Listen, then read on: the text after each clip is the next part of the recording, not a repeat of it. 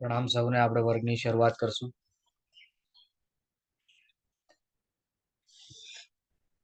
નમો અરિહંતાણમ નમો સિદ્ધાણમ નમો આયરિયાણમ નમો વજ્જાયાણમ નમો લોય સપ્પસાગુણમ meso પંચાલમકારો સપ્પ પાપ પ્રણાસણો મંગલાણમ ચ સવ્વે સિંપણમ મોય મંગલમ અજ્ઞાનતિમિરાંધાનામ જ્ઞાનંજન શલાકયા નેત્રમન્મિલિતમ યેન તસ્મૈ શ્રી ગુરવે નમઃ।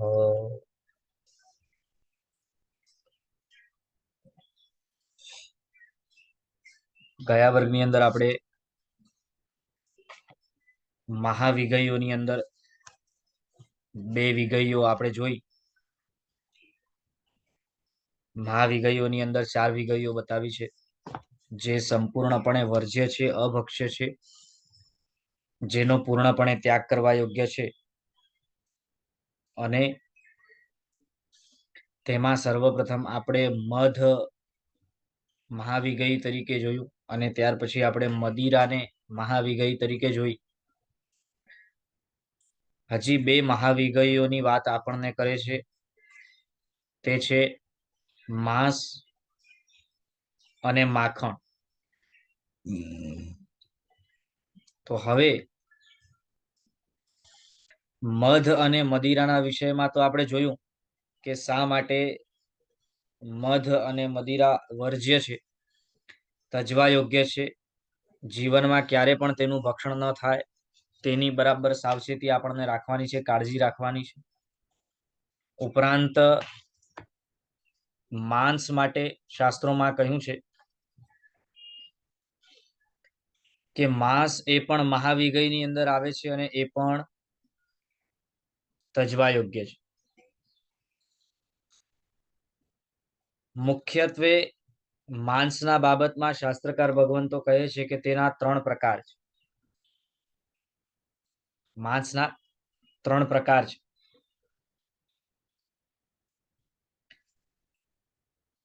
સ્થળચરનું માંસ, જળચરનું માંસ અને ખેચરનું માંસ। એટલે શું? તો કહે છે જે જમીન ઉપર રહેનારા પ્રાણીઓ છે તે પ્રાણીઓ જેમ કે પાડા, બકરા, ઘેટા, હરણ, ગાય વગેરે વગેરે, તેમનું જે માંસ છે તેને સ્થળચરનું માંસ કહેવાય। સ્થળચર પછી જે જલની અંદર, પાણીની અંદર જે પંચેન્દ્રિય પ્રાણીઓ બીજા છે, પંચેન્દ્રિય અથવા તો બીજા 2 ઇન્દ્રિય આદિ પણ, જેમ કે જુદી જુદી માછલીઓ છે, ઓક્ટોપસ હોય, પ્રોન વગેરે, જુદી જુદી ઘણી બધી વસ્તુ આવે છે। એટલે કે જલચરની અંદર રહેનારા જુદા જુદા ઘણા બધા જીવો છે કે જેનું માંસ જલચરના માંસ તરીકે ઓળખાય છે। અને ત્યાર પછી ખેચર એટલે પક્ષીઓનું, ચકલી હોય, પોપટ હોય, મરઘા હોય, આ બધા ખેચર છે એટલે કે પક્ષી છે। તો આ રીતે 3 પ્રકારનો માંસ બતાવવામાં આવ્યું છે। એના સિવાય આમ તો મનુષ્યનો પણ માંસ હોય છે, પરંતુ મનુષ્યને મારીને મનુષ્યનો માંસ ખાઈ જનારા બીભત્સ જંગલી લોકોની હમણાં આપણે વાત નથી કરતા। જે જંગલમાં રહેનારા જંગલી લોકો છે તેઓ અવશ્ય આવું પણ કરતા હોય કે માણસને મારીને તેનું માંસ ખાઈ જાય। પરંતુ જે સિવિલાઇઝ્ડ સોસાયટી છે તેની પણ આપણે વાત કરીએ ને, એટલે કે જ્યાં ખરેખર વ્યાપાર વ્યવહાર વગેરે ચાલે છે તેવી પણ સોસાયટીની આપણે વાત કરીએ, રૂલ્સ એન્ડ રેગ્યુલેશન્સ વાળી સોસાયટીની આપણે વાત કરીએ, તો તેની અંદર આ 3 પ્રકારના માંસ પ્રખ્યાત છે। વળી આપણે ભારત જેવા દેશની અંદર રહીએ છીએ જ્યાં આર્ય પરંપરાનું મૂળ છે. જો કે તે પરંપરા હવે રહી નથી, પરંતુ ભારત દેશની અંદર જે આર્ય પરંપરા છે તે આર્ય પરંપરાની અંદર જે સંસ્કારો છે તે સંસ્કારોની અંદર માંસનું ભક્ષણ બિલકુલ અલાઉડ જ નથી. હા, એવું ખરું કે ભારતની અંદર પણ અમુક એવા કુળના લોકો માંસનું ભક્ષણ કરતા હતા અને કરે છે. વળી વર્તમાનમાં આખી દુનિયાની અપેક્ષાએ લગભગ મોટા ભાગના બધા દેશોની અંદર માંસનું ભક્ષણ થાય છે. ભારત શીખે એટલે કે ભારતની અંદર પણ માંસનું ભક્ષણ થાય છે. છતાં પણ ભારતની અંદર જે પ્રમાણમાં આજે માંસનું ભક્ષણ થાય છે તે બીજા દેશો કરતા હજી ઘણો ઓછો છે. કેમ કે અન્ય દેશોની અંદર જે પણ પ્રકારના જનાવરો હોય એ બધાને મારીને ખાઈ જાય અને એવા પ્રકારે સ્પેસિફિકલી તેવા માંસને પ્રાપ્ત કરવા માટે તે જનાવરોની ખેતી કરવામાં આવે છે. એવા પણ દેશો છે. અને પરમાત્માની પરમ કૃપાએ આપણે ન તો એવા દેશોમાં જન્મ્યા છીએ, નથી એવા દેશોને જોવા માંગતા, નથી ત્યાં જવાની કોઈ ઈચ્છા, અને નથી ભવિષ્યમાં પણ તેવા દેશોને અંદર જન્મ લેવાની કોઈ અપેક્ષા. માત્ર હિન્દુસ્તાનની અપેક્ષાએ પણ અર્થાત ભારત દેશની અપેક્ષાએ પણ વાત કરીએ ને, છતાં પણ પૂર્વ સમયની અપેક્ષા માંસાહાર ઘણો વધી ગયો. એમાં પણ ડાયરેક્ટ માંસાહાર કરતા ઇનડાયરેક્ટ માંસાહાર ઘણો વધી ગયો. કઈ રીતે તે બધું સમજશું.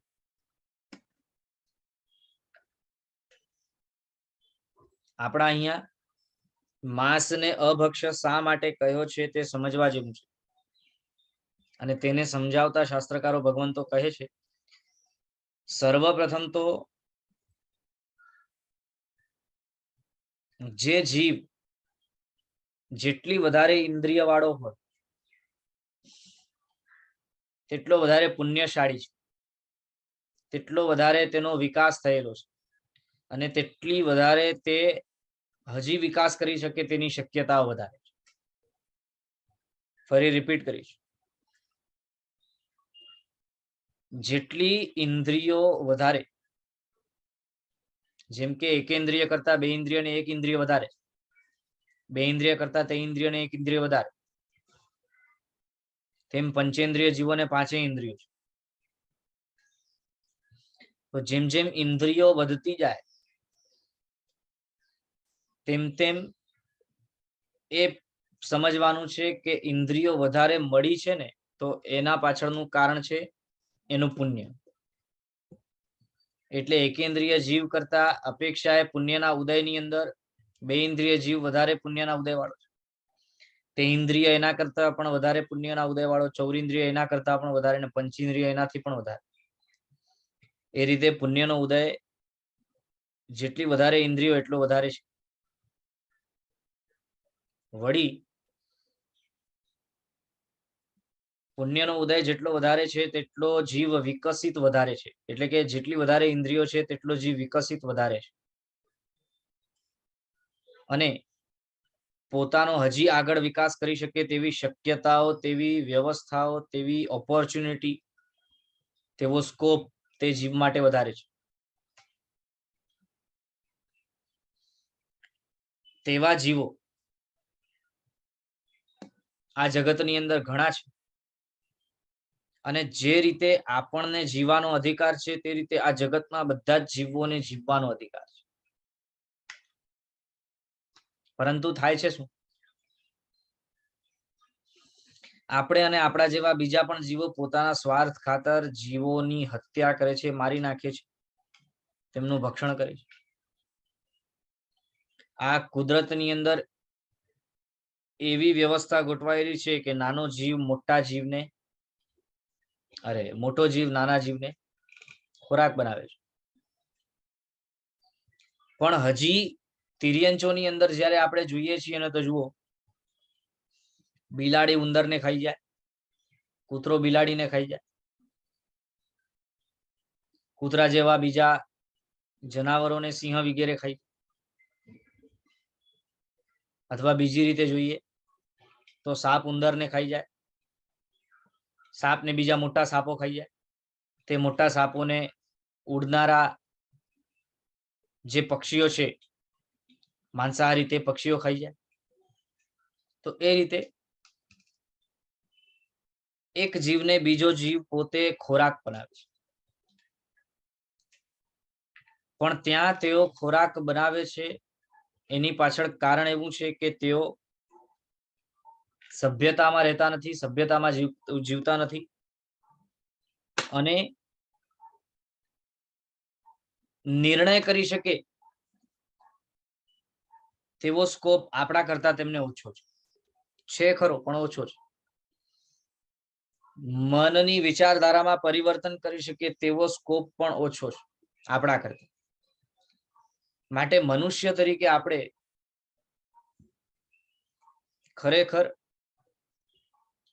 કઈ રીતે જીવવું જોઈએ, શું ખાવું જોઈએ, શું ન ખાવું જોઈએ, તેની વિચાર ધારામાં આપણને આગળ વધવું, એટલે કે તેના વિષયમાં વિચાર કર્યા પછી આપણે નિર્ણય લેવો જોઈએ. તે બાબતમાં વિચારક બનવું જોઈએ. પણ મોટા ભાગના લોકો તે બાબતમાં વિચારક બનતા નથી. માત્ર જે પ્રમાણે પરંપરા ચાલતી આવે છે તે પ્રમાણે પોતે પણ તે પ્રમાણે ચલાવે છે. જ્યારે કે બીજી બાજુ તીર્થંકર પરમાત્માએ આપણને ભક્ષ્ય અભક્ષ્યનો જ્ઞાન આપ્યો છે, જેથી આપણે તે ભક્ષ્ય અભક્ષ્ય ઉપર વિચાર કરીને અભક્ષ્યનું વર્જન કરી શકીએ, અભક્ષ્યનો ત્યાગ કરી શકીએ. તો માંસ એ પણ અભક્ષ્ય છે, મહાવિગય છે, અને તેથી તેનું પણ ભક્ષણ કરવાનું નથી. તેના પાછળનું કારણ બતાવતા કહે છે, માંસ જીવના શરીરનો ભાગ છે, અને તે શરીરનો ભાગ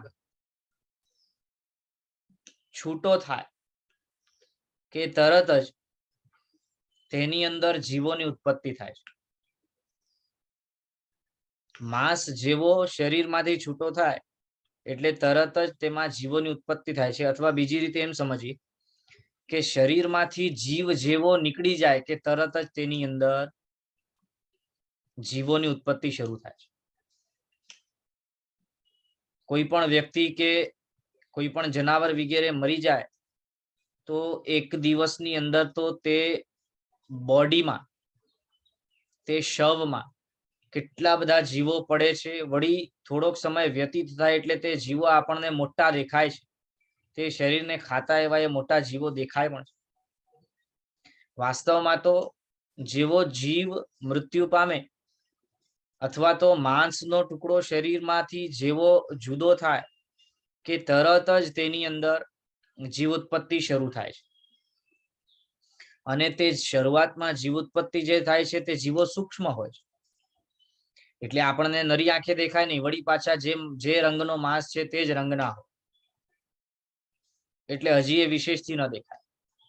પણ જેમ જેમ સમય વ્યતીત થાય ને એટલે તે બધા જ જીવો ખોરાક લેતા લેતા લેતા લેતા મોટા થાય, અને જેમ મોટા થાય એટલે આપણને દેખાય. એકાદ બે દિવસ વીતી જાય પછી તે શવની અંદર અથવા તે બોડીની અંદર કે માંસના ટુકડાની અંદર એટલા બધા જીવો થઈ જાય કે તમે એને નરી આંખે જોઈ પણ શકો. એટલા મોટા પણ થઈ જાય કે તમે જોઈ શકો. વળી એટલું જ નહીં, પંચેન્દ્રિયનો માંસ હોય તો પંચેન્દ્રિય સમૂરછીમ જીવો પણ તેની અંદર ઉત્પન્ન થાય. બે ઇન્દ્રિય તે ઇન્દ્રિય આદિ જીવો તો થાય જ, પંચેન્દ્રિય જીવો પણ ઉત્પન્ન થાય. એ પંચેન્દ્રિય જીવો પોતે મનુષ્યનો માંસ હોય તો અંતર્મુહૂર્તની અંદર તે પંચેન્દ્રિય જીવો મૃત્યુ પામે. અન્યથા જો બીજા કોઈ તિર્યંચ વગેરેનો પંચેન્દ્રિય તિર્યંચનો માંસ હોય તો તેમાંથી જે સમુર્ચિમ પંચેન્દ્રિય મનુષ્યો જેવા જે જીવો પંચેન્દ્રિય તિર્યંચ જન્મે તેઓ જીવતા પણ રહે અને લાંબા કાળ સુધી ટકે પણ, તેવું પણ બનતું હોય છે. પણ તેવો વાતાવરણ મળવાથી તેઓ ઉત્પન્ન થાય છે તે વાત ચોક્કસ છે અને આપણને નજરમાં સ્પષ્ટ દેખાવામાં પણ આવે છે. વરસાદની અંદર દેડકાઓ અચાનકથી બહુ બધા ઉત્પન્ન થઈ જાય છે. કેમ એવું બને? માટીની અંદર દબાયેલા તેમના બોડીના જે અવયવો હોય તેને ભેજ વગેરે વાળું વાતાવરણ મળે એટલે તરત જ તેમાંથી અન્ય બીજા દેડકાઓ ઉત્પન્ન થઈ જાય છે. આવું બધું જોવા મળે છે. તે રીતે બીજા જનાવરોના વિષયમાં પણ આપણને સમજવાનું છે. હવે માત્ર શરીરમાંથી છૂટો થાય એટલે તરત જ જીવોત્પત્તિ થાય છે એ વાત તો બરાબર. એટલું જ નહીં, એ માંસને પકાવવામાં આવે ને ત્યારે પણ તેની અંદર સતત જીવોત્પત્તિ અને જીવ ઉત્પત્તિ અને મરણ ચાલુ છે. અને સાથે સાથે માંસને પકાવી લીધા બાદ પણ તેની અંદર જીવ ઉત્પત્તિ ચાલુ રહે છે. માટે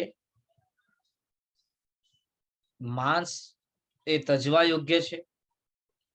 વળી બીજા જીવોનું સંપૂર્ણ ઘાત કરીને જ્યારે આપણે તેના માંસનું ભક્ષણ કરીએ છીએ તો તેવી ક્રૂરતા પણ આપણા અંદર પેદા થાય છે અને આપણા શરીરને તે નુકસાન કરનારું છે. શરીર બગડે છે, શરીર ખરાબ થાય છે, પરંપરાએ મૃત્યુ નજીક આવે છે, જીવ ક્રૂર પણ બને છે, માંસાહારી પણ બને છે. વળી તેના સ્વાદ આદિની ટેવ લાગવાથી વિશેષ પ્રકારે માંસાહારનો તે સમર્થન કરે અને સાથે સાથે તેનું ભક્ષણ વગેરે વધતો જાય. તે બધી બાબતો શરૂ થાય. વળી અન્ય ધર્મોની અંદર રહેલા જેમના જે ગ્રંથો છે, અન્ય ધર્મની અંદર રહેલા તેમના જે ગ્રંથો છે તે ગ્રંથોની અંદર પણ સ્પષ્ટપણે માંસ તો બધા ધર્મોની અંદર વર્જ્ય છે, ત્યાજ્ય છે અને તેનો ત્યાગ કરવાનો કયો જ છે, અભક્ષ્ય છે તેમ કહ્યું છે બધે ઠેકાણે.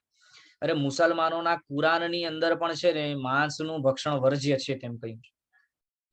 ભલે તેમણે પાછળથી આખું જુદું બનાવી નાખ્યું એ વાત જુદી છે, પણ મૂળ સ્વરૂપે પુરાણોની અંદર પણ અને કુરાનની અંદર પણ માંસનું ભક્ષણ તો ત્યાજ્ય જ છે, અભક્ષ્ય જ છે અને તેનું ભક્ષણ કોઈ પણ રીતે ન જ થઈ શકે તેવું બતાવે, તેવું કહ્યું છે. પરંતુ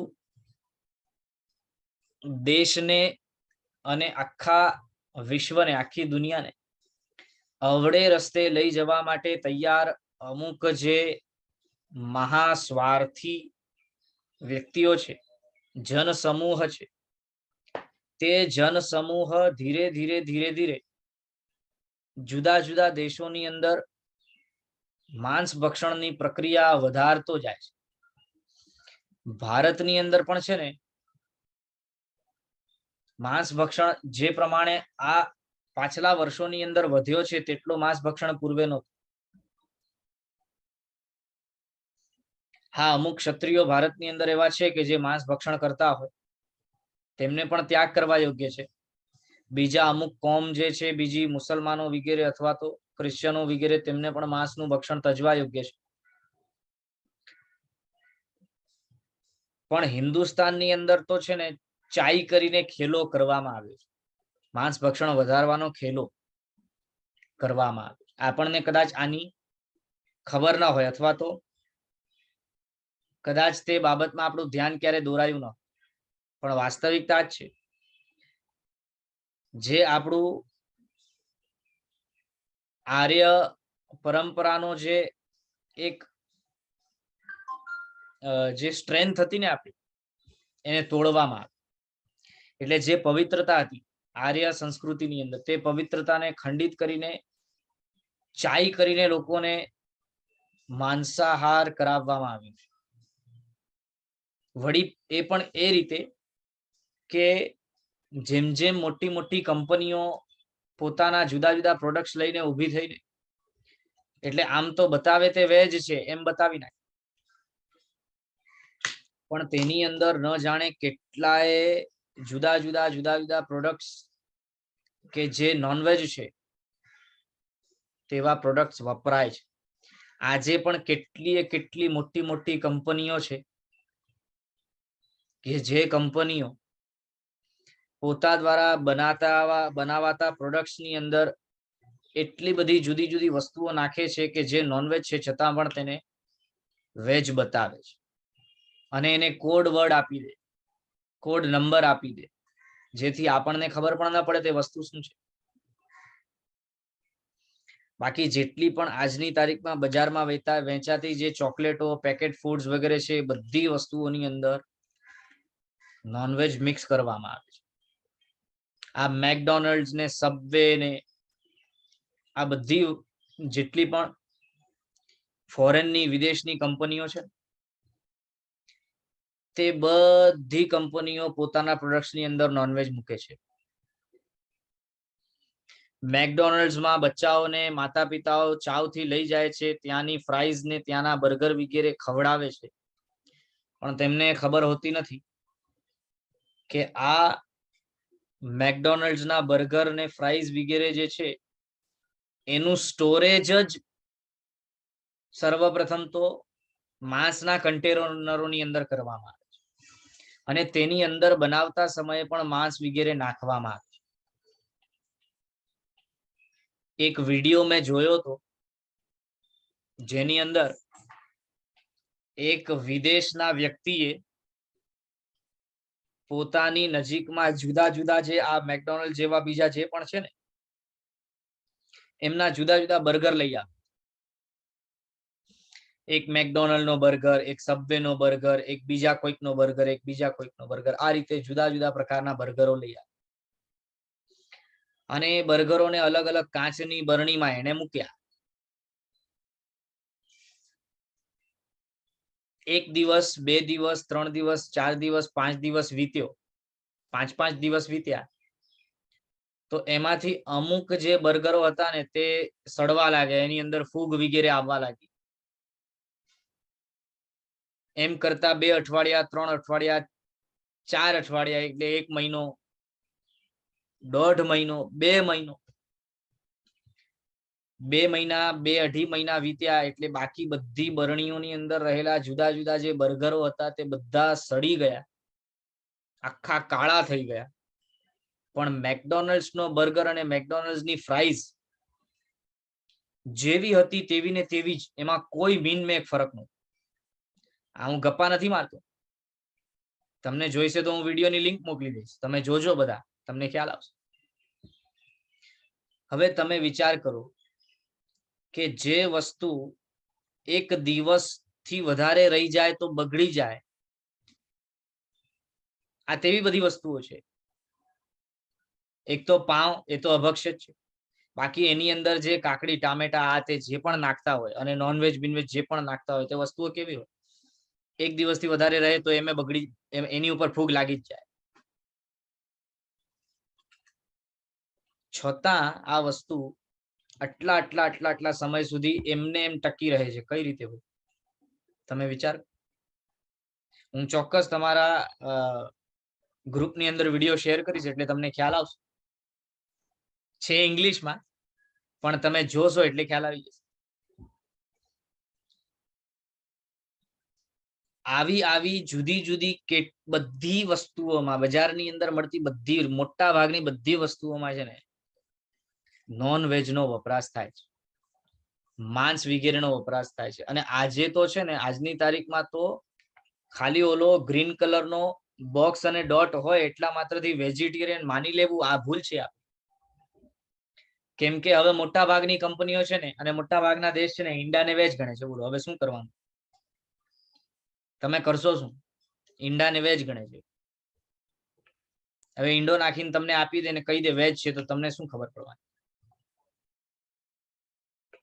અને વળી આજની તારીખમાં છે ને, અમુક યુટ્યુબ ની અંદર એવા વિડીયોઝ આવવા માંડ્યા છે કે જ્યાં જે કંપનીઓ જે વસ્તુઓ બનાવે છે ને તેની અંદરના બધા ઇન્ગ્રેડિયન્ટ્સ વગેરે ચેક કરે અને છે સારા છે કે નહીં, ખરાબ છે કે શું છે, તે બધી વિગતો તેઓ બહાર પાડે છે. એટલે કંપનીઓ હજી વધારે સાવચેત થઈ ગઈ છે. એટલે ચાઈ કરીને કંપનીઓ ઇન્ગ્રેડિયન્ટ નું નામ જ ન લખે, નાખે ખરી પણ નામ લખે જ નહીં, એટલે તમને મને ખબર પણ નહીં પડે. અને માટે શાસ્ત્રકાર ભગવંતોએ તો સ્પષ્ટ આપણને આ બધી વર્જ્ય વસ્તુઓ શરૂઆતથી બતાવી દીધી છે કે જેથી નાનપણથી જ આપણા અંદરમાં એવી ટેવ ન પડે કે આપણે આ બધી વસ્તુઓનું ભક્ષણ કરીએ અને જેથી બચી જઈએ, જેથી આપણું સ્વાસ્થ્ય પણ બગડે નહીં અને મન પણ બગડે નહીં, પરંપરાએ આપણો ભાવ પણ ન બગડે. એવી વ્યવસ્થાઓ શાસ્ત્રકાર ભગવંતોએ કરી આપી છે. પણ છતાંય આપણે એમના વચનોને માનવા તૈયાર થતા નથી. વળી આજની તારીખમાં મોટા ભાગની જે દવાઓ છે તે દવાઓની અંદર મદિરાનો ઉપયોગ તો થાય છે, તો મેં તમને કહ્યું હતું, માંસનો પણ ઉપયોગ થાય છે. એમાં પણ મોટા ભાગની એલોપેથિક દવાઓની અંદર તો અવશ્ય આ રીતે માંસ અથવા જલચર વગેરે જીવોનું કે સ્થળચર વગેરે જીવોના શરીરના અવયવોનો ઉપયોગ થાય છે.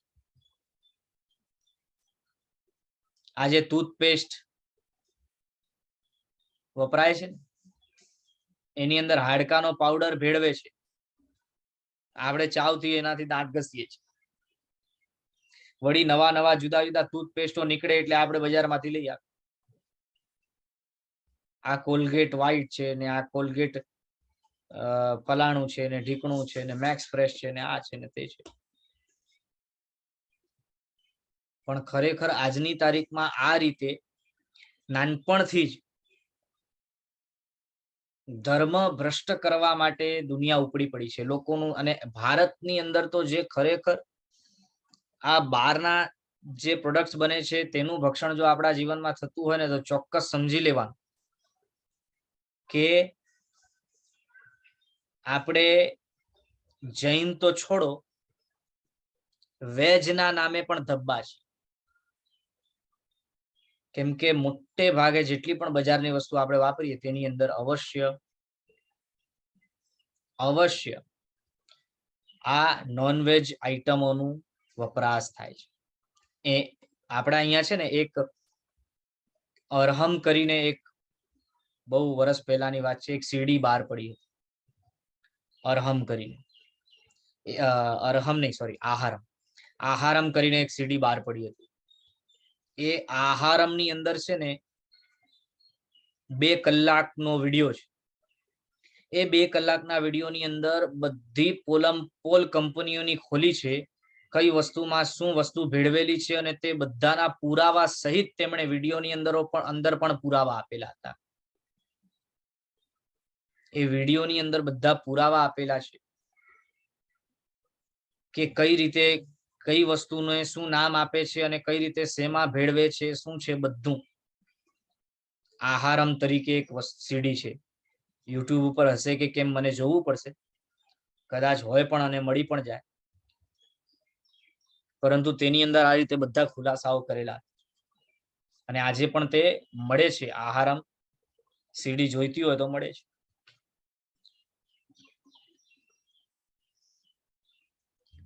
માટે શાસ્ત્રકાર ભગવંતોએ આ માંસ ઉપર ખાસ કરીને તેના વિષયમાં વિવિધ મહાપુરુષો જે પૂર્વે થઈ ગયા ને તે મહાપુરુષોએ બધું આ રીતે રિસર્ચ કરીને આપણા માટે મૂકી ગયા છે કે કઈ વસ્તુઓ કઈ દવાઓ એવી છે કે જેની અંદર માંસ વગેરે વપરાય છે. અને તે સમય આજથી સમજો આપણે 50 વર્ષ પહેલાની પણ વાત કરીએ ને તે સમયે હજી એટલો બધો એલોપેથી વગેરેને એક્સપોઝર નહોતો. હવે તો એક્સપોઝર જ એટલો બધો છે કે દરેક બાબતની આપણને એક થોડી ખાંસી આવે કે થોડી એકાદ છીંક પણ આવે ને તો આપણે ડોક્ટર પાસે ભાગીએ અને દવાઈ લઈ લઈએ, તરત જ દવા લઈ લઈએ. એટલે હવે તો એટલો બધો એની અંદર સાવચેત રહેવા જેવું છે ને, બને ત્યાં સુધી આ બધી દવાઓ એવોઇડ કરવાની. આપણા અહીંયા એક ભાઈ છે, પોતે પંડિતજી છે, એમના 2 દીકરાઓ છે. એમના ઘરે જે પ્રકારનું પાલન થાય છે ને, આપણે જોઈને હક્કા બક્કા રહી જઈએ એવા પ્રકારનું આજની તારીખમાં તેઓ પાલન કરે છે. પોતાના એક પણ દીકરાને એમણે એક પણ વેક્સિનેશન અપાવ્યું નથી, એક પણ દવા ખવડાવી નથી. જ્યારે ગર્ભમાં હતા ત્યારે માતાએ એક પણ દવા ખાધી નથી. બોલો, જ્યારે ગર્ભમાં હતા ત્યારે માતાએ એક પણ દવા ખાધી નથી, અને જન્મ્યા ત્યાર પછી એમને એક પોલિયોનું સુદ્ધા વેક્સિનેશન આપ્યું નથી. પણ બંને સ્વસ્થ છે, કઈ જ તકલીફ નથી. પરમાત્માના વચનો ઉપર ભરોસો હોય ને તો બધું શક્ય છે. પરમાત્માના વચનો ઉપર શ્રદ્ધા રાખીને આપણે પ્રવૃત્તિ કરીએ તો બધું શક્ય છે. તમે વિચાર કરો, પોતે તો પોતાના ઘરમાં આ દવાઓનો વપરાશ કરતા નથી, પોતાના દીકરાઓને ક્યારે જિંદગીમાં ખવડાવી નથી દવા. કદાચ ક્યારેક કોઈ શરદી જુકામ વગેરે કંઈ પણ થાય ને તો ઘરના ઉપચાર કરે અને ઘરના ઉપચારથી સાજા કરે. એમ પણ છે ને, આપણા અહીંયા આયુર્વેદિક શાસ્ત્રની અંદર ઝાડપાલાઓ વગેરેથી જુદી જુદી ઔષધિઓ બનાવી અને તે ઔષધિ ઉપર, હા જો ચંદનબેન બોલે છે યુટ્યુબ પર છે આહારમ કરીને આખો એ જે 2 કલાકનો વિડીયો છે અવેલેબલ છે. તમે જુઓ, હું લિંક મોકલી આપીશ, મને મળશે તો વિડીયોની ગ્રુપની અંદર, જેથી તમને બધાને ખ્યાલ આવે. તો વાત એ છે કે આયુર્વેદિક શાસ્ત્રોની અંદર જુદી જુદી જે પણ બીમારીઓ થાય છે તે બધી બીમારીઓ માટે ઔષધિઓ કઈ રીતે બનાવાય છે, કઈ કઈ વસ્તુઓ નખાય છે, તે બધી વાત આપણને શાસ્ત્રોની અંદર પ્રાપ્ત થાય છે. કલ્યાણકર નામની એક કલ્યાણકર નામનો એક ગ્રંથ છે,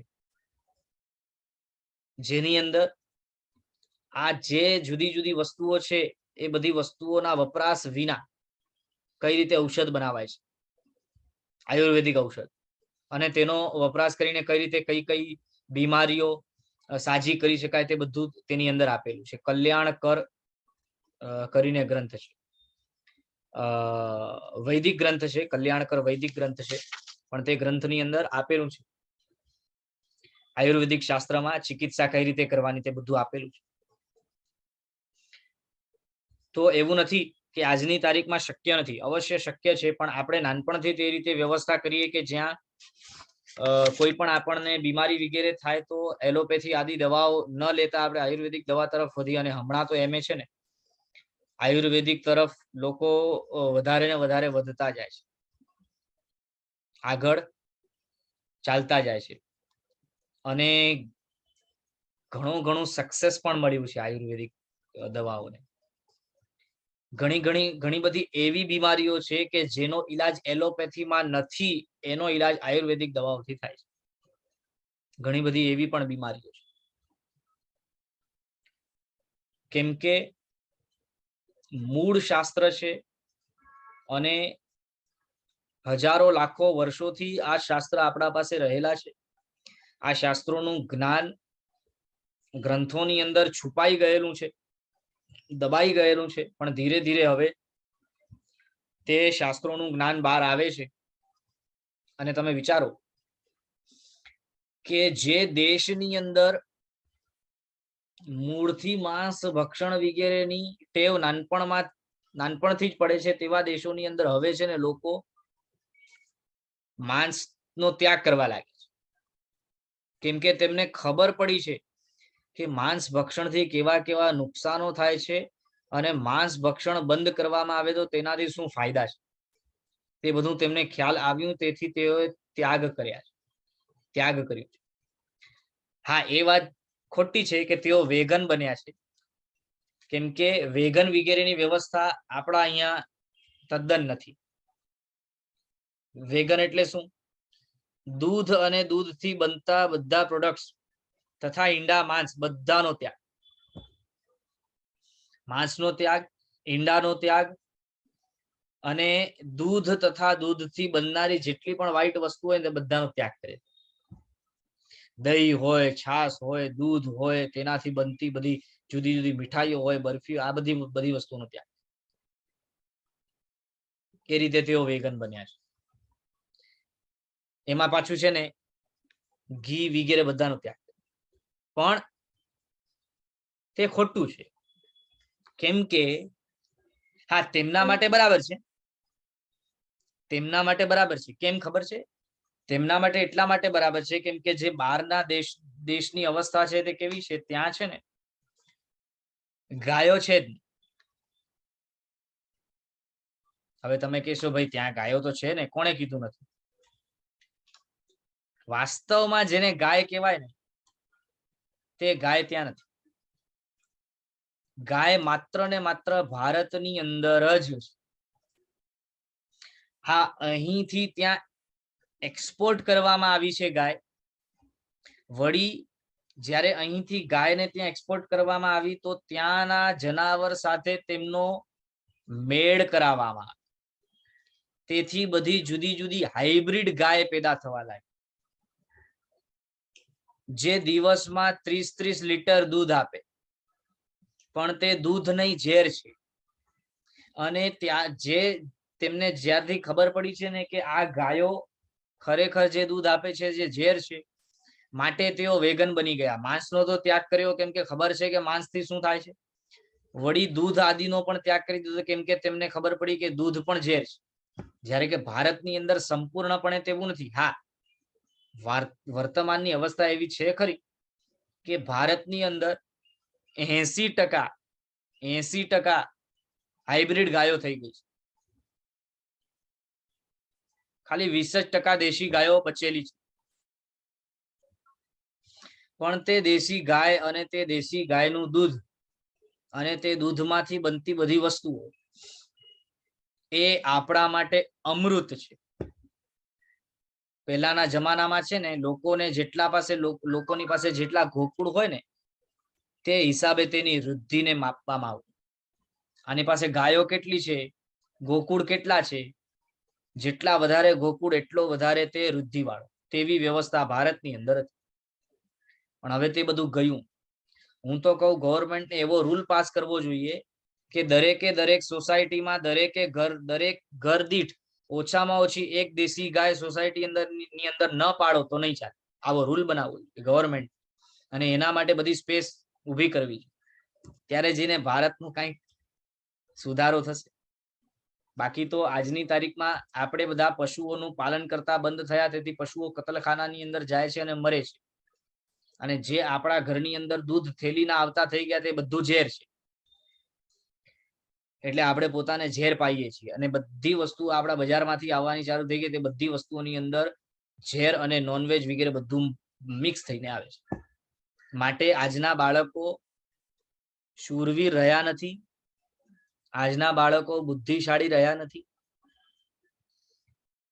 વિચારક રહ્યા નથી. ઘેટા જેવા પેદા થાય છે,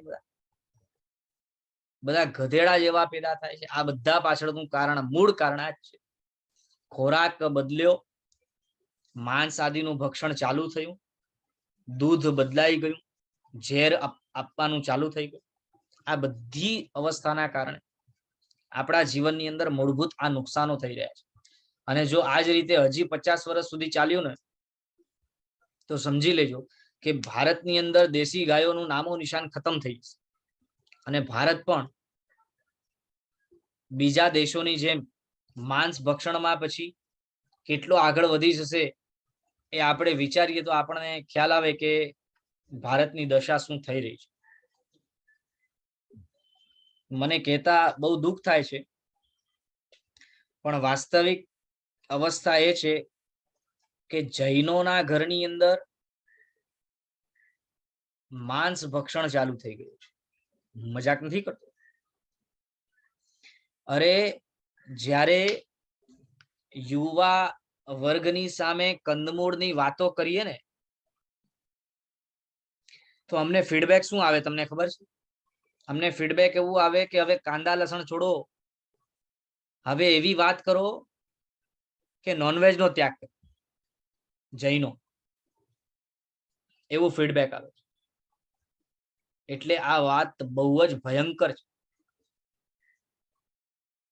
જો અહીંયા લિંક પણ ગ્રુપની અંદર ચેટમાં મૂકવામાં આવી છે. આહારમની લિંક મૂકવામાં આવી છે. જેમને જોઈતી હોય તેઓ અહીંથી કોપી પેસ્ટ કરી લે. ખૂબ જ સાવચેત રહેવા જેવું છે. બની શકે અને શક્ય હોય ને તો કદાચ દવાઓની પાછળ આપણી એટલી મક્કમતા ન હોય કે એક પણ દવા મને નથી લેવી, હું કષ્ટ આવશે તો મરી જઈશ તો ચાલશે. કદાચ એવી મક્કમતા ન હોય તો દવાઓ ન છૂટકે લેવી પડે, તેનું પ્રાયશ્ચિત અવશ્ય આપણે કરી શકીએ. પણ બજારની બધી વસ્તુઓનો ત્યાગ કરવા માટેના પચખાણ તો આપણે લઈ શકીએ ને. ગ્રુપ પર શેર કરશું અવશ્ય.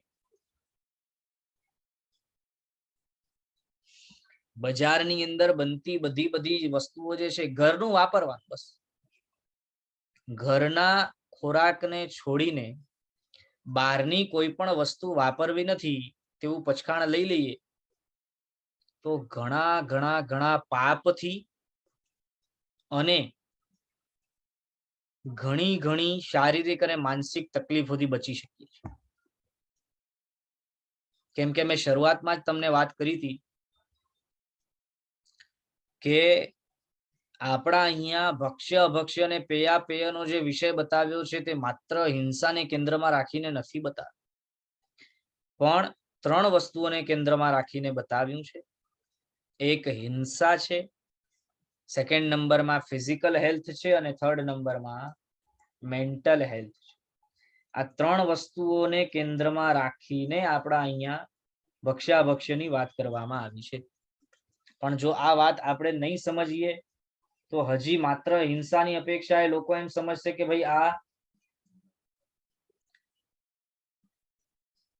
હિંસા જે છે એ થાય છે નથી થતી એ બાબતમાં કોઈ બહુ ધ્યાન આપવું નથી ને ભક્ષ્યાભક્ષ્ય ઉપર ચિત્ત કેળવવું નથી ને તે લેવા ગયું ને જે વાપરીએ છીએ વાપરીએ, જે ખાઈએ છીએ ખાઈએ, ખાઈ પીને જલસા કરો, મોજ મજા કરો તો કચ્ચર ગાણ બોલાઈ જશે.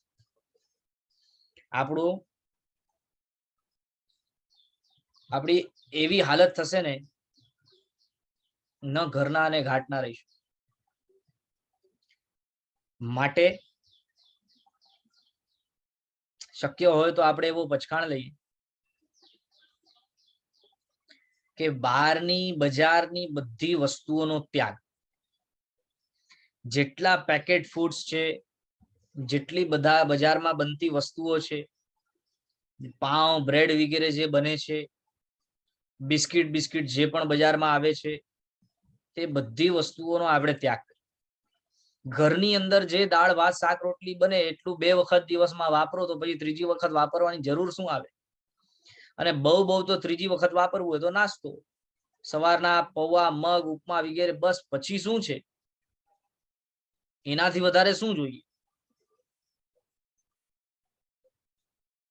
દિવસમાં આપણા પાસે 12 થી 14 કલાક વાપરવા માટે હોય. સવારમાં સૂર્યોદયથી 48 મિનિટ છોડી દઈએ ત્યારથી કરીને છેક સૂર્યાસ્ત થાય ત્યાં સુધીની ગણતરી કરીએ ને તો 12 કલાક દિવસના વાપરવા માટે હોય છે. ઉનાળામાં તો 14 કલાક. અને એ 12 થી 14 કલાકમાં આપણે દિવસમાં 3 વખત વાપરી લઈએ. એના પછી પણ હજી વાપરવું છે, રાત્રિ ભોજન કરવા છે. એના પછી પણ હજી બજારનું ઠૂસવું. આ રસનેન્દ્રિય પાયમાલ કરી નાખશે. આપણને ક્યાંયનું નહીં છોડે. ખરેખર સાવચેત રહેવા જેવું છે. બની શકે તો ઘરની અંદર નાનપણથી બચ્ચાઓ નાના હોય ત્યારથી એવો માહોલ રાખવો ને કે તેમને આ બધી વસ્તુઓની ટેવ જ ન પડે. હમણાં તો માહોલ જ એવો છે ને, એક તો બચ્ચાઓને સ્કૂલ મોકલે છે, સ્કૂલ મોકલે છે ને એટલે બધી કચ્ચરગાણ થાય. ત્યાં બધા ભેગા થાય જે ખબર આપણને માતા પિતાને ખબર જ નથી સ્કૂલમાં શું શીખે છે બચ્ચાઓ, ખબર જ. એટલે આ સ્કૂલનું ભણતર તો હું તો કહું હવે તો છે ને મહારાષ્ટ્રની અંદર એવી વ્યવસ્થા છે. મહારાષ્ટ્રની અંદર ગવર્મેન્ટે એવો રૂલ પાસ કર્યો છે કે હોમ સ્કૂલિંગ કરાવી શકો. સ્કૂલમાં એડમિશન લઈ લેવાનું, સ્કૂલ મોકલવાનું નહીં, ઘરે ભણાવવાનું. અને ખાલી પરીક્ષા આપી આવે, બસ આવી વ્યવસ્થા પાસ થઈ છે મહારાષ્ટ્રની. દહીસરમાં એક બેન છે સેજલબેન, પોતાના દીકરાને આ રીતે જ ભણાવે છે. પોતે છે ને પોતાના દીકરાને એ રીતે ભણાવે. સ્કૂલમાં એડમિશન લીધું છે, પરીક્ષા આપવા માટે જાય, પણ બધું ભણતર ઘરે કરે, સ્કૂલમાં નહીં જવાનું. એટલે સ્કૂલમાં જેટલું શીખે છે એના કરતા તો ઘરે બેસીને તે છોકરો કેટલું બધું શીખી ગયો. વળી સંસ્કારોથી યુક્ત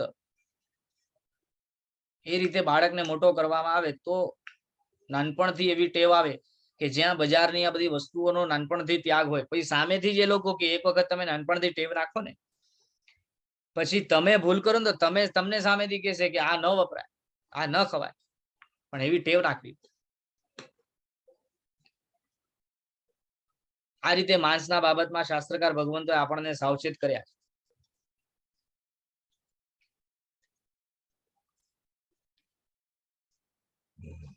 જો એક પ્રશ્ન અહીંયા ચૈતાલીબેન એવું મૂક્યું છે કે ઘરમાં ન લાવે બટ બહારે ફ્રેન્ડ સર્કલના ઘરે જાઓ તો પોસિબલ નથી થતું, એ લોકો બી જૈન હોવા છતાં. તો પછી એક કામ કરવાનું, જ્યારે પણ આવો પ્રસંગ આવે કે કોઈના ઘરે જવાની વાત આવે તો તે દિવસે એકાશનું કે બ્યાસનાનું પચકાણ રાખવાનું. એટલે ઘરની અંદર જે વાપરવાનું હોય તે જ વાપરવાનું. અન્યથા ક્વચિત અચાનક જવાનું બને તો એ રીતે તમારી તેમના સામે છાપ બરાબર પ્રેઝન્ટ કરવાની. શરૂઆતમાં 1, 2, 3 વખત લાગશે, પણ તમારી છાપ એમના સામે એવી પ્રેઝન્ટ થઈ જશે ને કે ભાઈ આ લોકો નથી વાપરતા. તો ચોથી વખતથી કદાચ તમને એમના ઘરે જવું પડે તો એ લોકો સામેથી તમને કહેશે જ નહીં કે આ વાપરો, વ્યવસ્થા કરી આપશે ચોક્કસ. જો ખરેખર તમારા મિત્ર હશે અને લાગણીશીલતા હશે, મિત્રતા સ્વાર્થ જનિત નહીં હોય તો અવશ્ય તેઓ કે એવી વ્યવસ્થા કરી આપશે. જો બોલાવતા હશે તો, પોતાના ઘેર બોલાવતા હોય તો 2-3 વખત શરૂઆતમાં લાગશે, પણ તમે મક્કમ થઈને એમને કહી દેવાનું કે ભાઈ આ અમે નથી વાપરતા અને આ રીતે અમે નથી કરતા. તમને ખોટું લાગે તો મિચ્છામિ દુક્કડમ, પણ આ રીતે અમે આ બધી વસ્તુ નથી વાપરતા. વાત પૂરી. એકાદ જણા કરે બધા ના કરે તો જે ન કરે એમના ઘરે નહીં જવાનું. પરમાત્માની આજ્ઞા પહેલા આવે કે મિત્રો પહેલા? બોલો, પરમાત્માની આજ્ઞા પહેલા આવે કે મિત્રો પહેલા આવે? અવશ્ય પરમાત્માની આજ્ઞા પહેલા આવે. એટલે ધીરે ધીરે જો તમે પોતાને એ રીતે પોર્ટ્રે કરતા થશો ને તો પછી કોઈ તમને ફોર્સ નહીં કરે. હા, કદાચ શરૂઆતમાં એવું બની શકે કે લોકો તમને કહેશે કે હવે ઠીક છે ને, છોડો ને, જવા દો ને, આ શું કરો છો ને, આમ છે ને તેમ છે ને, પણ ત્યાં તમે ગબડી ગયા તો ખલાસ. લોકો હસશે એવું પણ બને કે શું આજના જમાનામાં તમે 21મી સદીમાં આવું કરો, આવું પણ કહેશે. ક્યાંય આપણને હલવાની, પ્રભાવિત થવાની જરૂર નથી. જે દિવસે આ બધી વાતોથી ને આવી બધી કન્ડિશનથી આપણે પ્રભાવિત થવાના બંધ થયા ને તે દિવસથી તમે સમજી લો કે તમે જે રીતે તમને પોતાને પોર્ટ્રે કરશો એ રીતે લોકો તમને લેશે. ખાલી શરૂઆતમાં થોડીક વાર, પછી તો સામેથી લોકો વ્યવસ્થા કરી આપશે. આપણને મક્કમ રહેવું જરૂરી છે બધી બાબતમાં. આમાં તો થાય છે શું, 1-2 લોકો આપણને કંઈ કહે ને તો આપણે લપસી જઈએ, અથવા આપણને કદાચ એવું લાગે કે લોકો મજાક ઉડાડે છે તો આપણે આ રીતે પરમાત્માની આજ્ઞાનો ત્યાગ કરવા માટે રાજી થઈ જઈએ.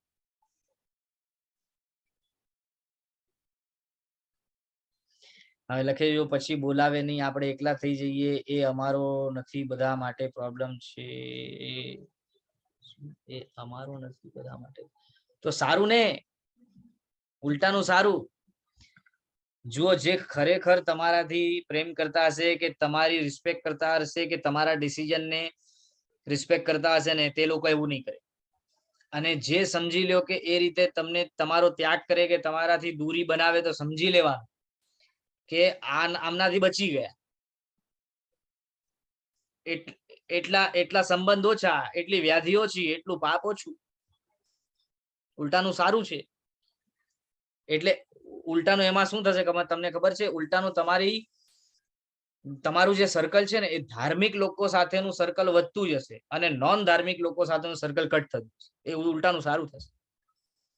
એટલે શક્ય હોય તો એવું કરવાનું, જેથી ઓટોમેટિકલી નોન ધાર્મિક લોકો સાથેનો સંપર્ક કટ થતો જાય, સર્કલ કટ થતો જાય. અને મે બી પોસિબલ એમ કરતા એવા માહોલમાં રહેતા તમે તમારા દીકરા દીક્ષા લઈ લો તો કામ થઈ જાય ને. શક્ય બધું બની શકે, કેમ ન બની શકે? આવા તો કેટલાય દાખલા હોય. નાનપણમાં જેમને કોઈ લેવા દેવા નહોતા ધર્મ સાથે, તે યુવાનીમાં આવીને દીક્ષા લઈને પોતે પોતાના માતા પિતાને પણ દીક્ષિત કર્યા છે. આવા તો કેટલાય દાખલાઓ, એ પણ જૈનમાં નહીં, અજૈન ની અંદર પણ. બોલો, તો એ કઈ રીતે શક્ય બને? મક્કમ બને ત્યારે જ શક્ય બને, અન્યથા શક્ય ન બને. તો 4 મહાવિગઈઓની અંદર ત્રીજી માંસ નામની વિગઈના વિષયમાં આપણે વાત કરી. ત્યાર પછી ચોથા નંબરની વિગઈ છે માખણ. આમ તો જો કે બજારમાં જે બટર મળે છે એ માખણ છે જ નહીં, એ તો ઝેર છે, અને એ પણ નોનવેજ થી ભરેલું ઝેર છે. એટલે એ તો ચોક્કસ અભક્ષ્ય જ છે, એમાં તો કોઈ પ્રશ્ન નથી. હવે વ્યવસ્થા એવી થઈ ને કે બજારનું બટર ન ચાલે ને તો લોકો ઘરે બટર બનાવે.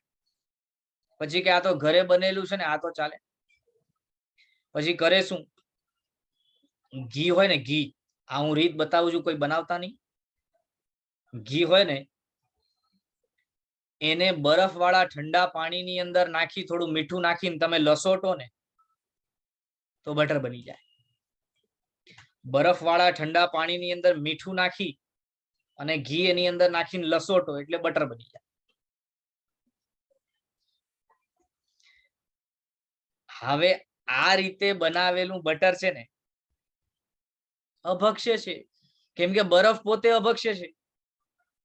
જો બરફ પોતે અભક્ષ્ય છે તો ઘીમાં મીઠું અને બરફ નાખીને બટર બનાવો ને ઘરે બનાવો તો શું ભક્ષ્ય થઈ? અને બટર બનાવવું શા માટે? ઘી છે તો ઘી વાપરો. પાણી નાખીને ઠંડુ કરીને બટર બનાવો તો જ સારું લાગે ને ઘી નકામું લાગે એવું છે કે ઘીનો સ્વાદ બદલાઈ જાય એવું? અરે ઉલટાનું, ઘી દેશી ગાયનું ઘી હોય ને તો એનો સ્વાદ બીજા કરતા સૌથી વધારે. અને સ્વાદ છોડો, સ્વાદ તો સેકન્ડરી, શરીરને એટલું બધું પોષક છે ને. ખરેખર દેશી ગાયનું ઘી રોજ જે ખાય ને એને બીમારીઓ ન થાય. દેશી ગાયનું ઓછામાં ઓછું 4 થી 5 ચમચી રોજ ઘી જે ખાય એને ક્યારેય બીમારીઓ ન થાય. શરીર એટલું તંદુરસ્ત રહે. પણ આપણને આ બટર ફટર ખાવા છે બધા. એટલે બજારનું બટર કે માખણ તો ભૂલી જ જાઓ, એ તો અભક્ષ્ય છે.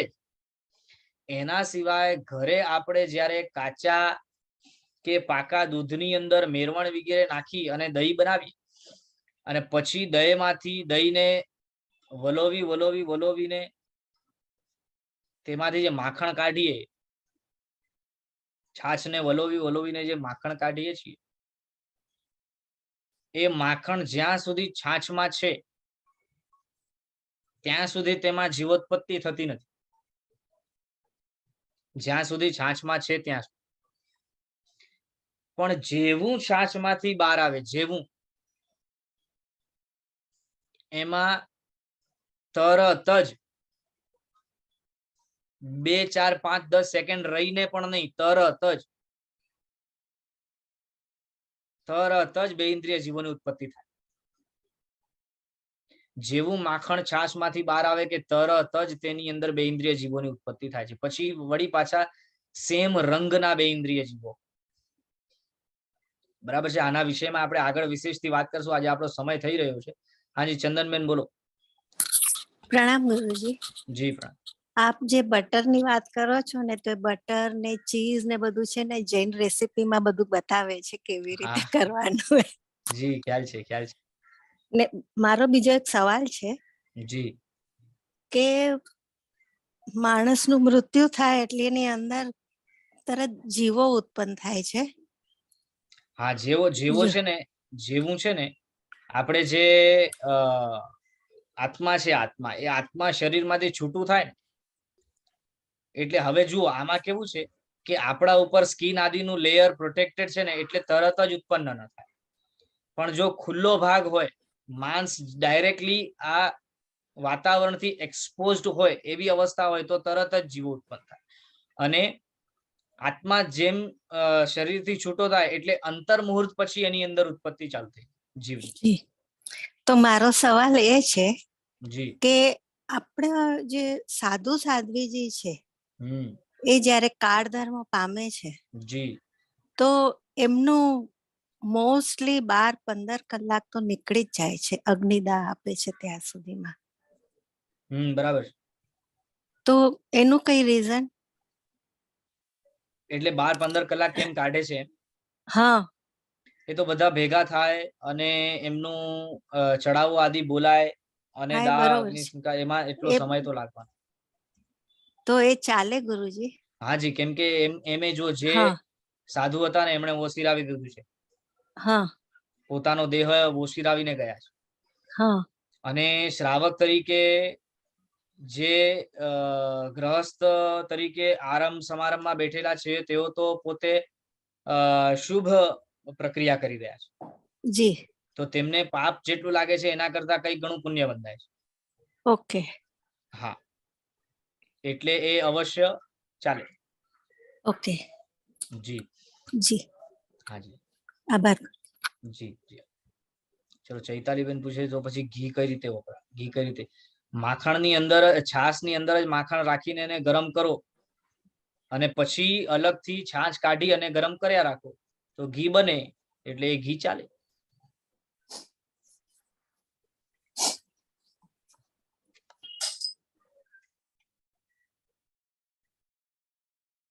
જીવ ગયા પછી ચડાવવા શા માટે, એ બધી વિગત અવસરે લઈશું. હમણાં વિષયાંતર થશે અને એમે આપણો સમય થઈ ગયો છે. ચલો, આજ માટે એટલું રાખીએ છીએ.